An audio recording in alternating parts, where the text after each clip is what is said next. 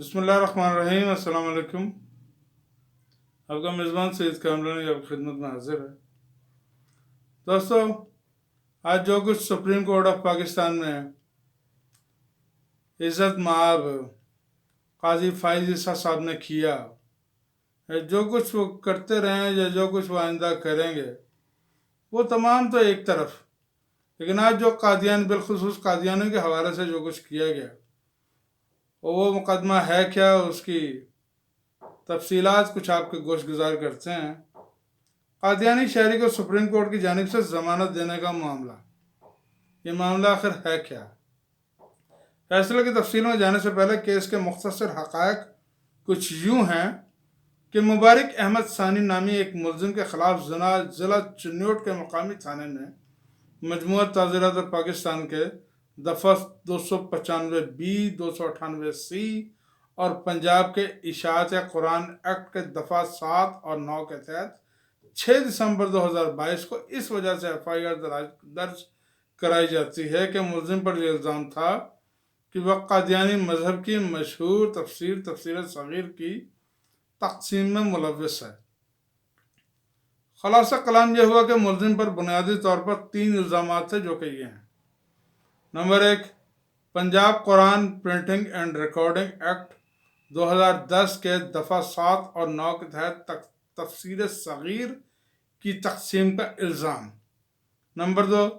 مجموعہ تعزیرات پاکستان کے دفعہ 295B کے تحت توہین قرآن کا الزام۔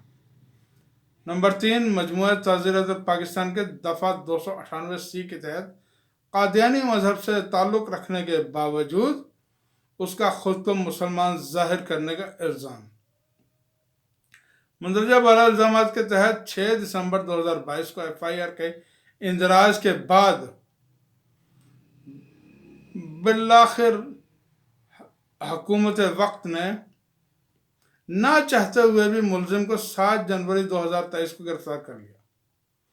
جس کے بعد بالترتیب 10 جون اور 27 نومبر کو ایڈیشنل سیشن جج اور لاہور ہائی کورٹ سے ملزم کی ضمانت خارج کر دی جاتی ہے، جس کے بعد اس کیس کی ابتدا سپریم کورٹ میں ہوتی ہے، اور سپریم کورٹ میں یہ کیس چیف جسٹس قاضی فائز عیسیٰ صاحب اور جسٹس مسرت ہلالی صاحبہ پر مشتمل 2 رکنی بینچ کے سامنے سماعت کے لیے مقرر کر دیا جاتا ہے، جس کی تفصیلات کچھ یوں ہیں۔ اور یہ بھی یاد رہے کہ سپریم کورٹ کے سامنے اس کیس میں 2 سوالات تھے، جس میں پہلا تو ملزم کی جانب سے ضمانت بعد گرفتاری کی درخواست تھی، اور دوسرا معاملہ ملزم پر جو فرد جرم عائد کیا گیا تھا، تو اس فرد جرم سے مختلف جرائم کو حذف کرنے کی درخواست تھی۔ سپریم کورٹ میں اس کیس کی ابتدا ملزم کے وکیل کی جانب سے دلائل پر ہوئی، جو کہ درج ذیل ہیں۔ ملزم کے وکیل نے پہلا نقطہ یہ اٹھایا کہ ملزم کے خلاف 6 دسمبر 2022 کو جو FIR کاٹی گئی ہے، تو اس کے مطابق ملزم پر یہ الزام ہے کہ اس نے 2019 میں تفسیر صغیر کو تقسیم کیا، جو کہ پنجاب کے اشاعت قرآن کے تحت جرم ہے، لیکن یاد رہے کہ ایسی کوئی تفسیر تقسیم کرنے پر پابندی 2021 میں ہی لگائی گئی تھی، یعنی اگر 2021 کے بعد اگر کوئی ایسی تفسیر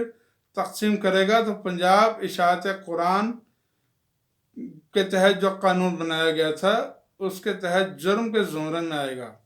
تو یہاں پر 2 مسئلے سامنے آئے۔ پہلا تو یہ کہ ملزم پر الزام تھا کہ اس نے تفسیر صغیر 2019 میں تقسیم کی ہے، تو تب یہ پنجاب اشاعت قرآن قانون کے تحت جرم نہیں تھا۔ دوسرا یہ کہ فوجداری مقدمات میں مقدمہ بروقت دائر کرنا بہت زیادہ اہمیت کا متقاضی ہوتا ہے، لیکن اس کیس میں 2019 کے الزام کی بابت FIR 2022 کے آخر میں درج کرنا بالکل سمجھ سے بالاتر ہے۔ اس حوالے سے آئین پاکستان کا آرٹیکل 12 نہایت ہی واضح ہے، جو کہ صراحت کے ساتھ یہ کہتا ہے کہ کسی کو بھی کسی ایسے جرم کی سزا نہیں دی جا سکتی کہ کرتے وقت وہ کام کسی قانون کے تحت جرم کی تعریف میں نہ ہو۔ تو اس لیے چونکہ تفسیر صغیر 2019 میں تقسیم کرنا جرم نہیں تھا، تو اس لیے پنجاب اشاعت قرآن کے تحت جو قانون بنایا گیا اس کے تحت ملزم کے خلاف فرد جرم عائد نہیں کیا جا سکتا تھا۔ تفسیر صغیر کی تقسیم کا معاملہ واضح کرنے کے بعد سپریم کورٹ نے بقیہ 2 الزامات یعنی توہین قرآن اور خود کو مسلمان ظاہر کرنا، تو اس حوالے سے ملزم کے خلاف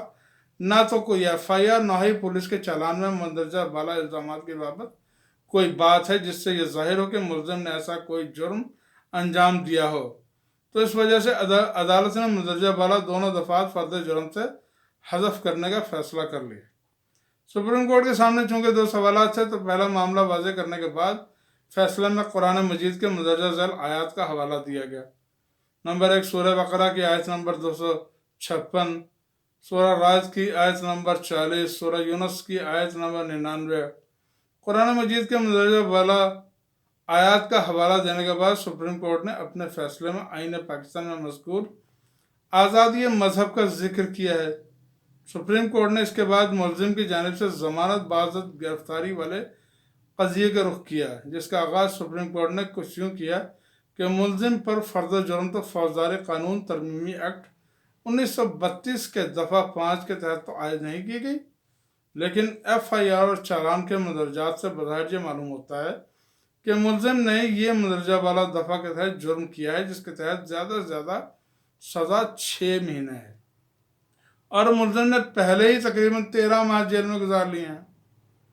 تو اس لیے عدالت نے فی الفور ملزم کو 5,000 کے ضمانتی مچلکوں کے عوض ضمانت پر رہا کرنے کا حکم دیا۔ سپریم کورٹ نے فیصلے کے آخر میں نہایت ہی اہم بات لکھی ہے کہ اس طرح کے کیسز کا بنیادی تعلق کسی عام آدمی یا اس کی پراپرٹی کے ساتھ نہیں ہوتا، بلکہ ریاست کے ساتھ ہوتا ہے۔ اس انتہائی اہم کیس کا خلاصہ کچھ یوں ہے کہ جب ایک الزام اس کے کرنے کے وقت کسی قانون کے تحت جرم نہیں ہو، تو اس کے کرنے والے کو اس کام کی سزا نہیں دی جا سکتی۔ اور اس فیصلے کو لے کر کچھ لوگ سپریم کورٹ پر قادیانیت کو فروغ دینے کا الزام لگا رہے ہیں، لیکن میرے خیال میں جو لوگ بھی اس تاثر کو تقویت دے رہے ہیں، تو یا تو انہوں نے یہ فیصلہ نہیں پڑھا، اور یا وہ کسی اور وجہ سے لت و لال سے کام لے رہے ہیں، کیونکہ اس فیصلے میں بظاہر ایسا کچھ نہیں ہے جس سے یہ تاثر پیدا ہو کہ اس کیس سے قادیانیت کو فروغ دیا جا سکے یا قادیانیت کو سپورٹ کی جا سکے۔ سپریم کورٹ کا یہ فیصلہ قاضی فائز عیسیٰ صاحب نے لکھا ہے، اور ان کے ساتھ جسٹس مسرت ہلالی نے اتفاق کیا ہے، اور یہ فیصلہ سپریم کورٹ کی ویب سائٹ پر بھی دستیاب ہے۔ تو اللہ تعالی ہم سب کو ہدایت دے اور وقتی طور پہ جذباتی فیصلے کرنے سے گریز کرے۔ جو کچھ کوئی اچھی کام کرے تو اس کو اپریشیٹ کرنا چاہیے، اور جو کوئی برا کام کرے تو اس کو ظاہر ہے اس کی مذمت بھی کرنی چاہیے۔ اللہ تعالیٰ پاکستان کا حامی و ناصر ہو، پاکستان کی حفاظت فرمائے۔ پاکستان زندہ باد، خدا حافظ۔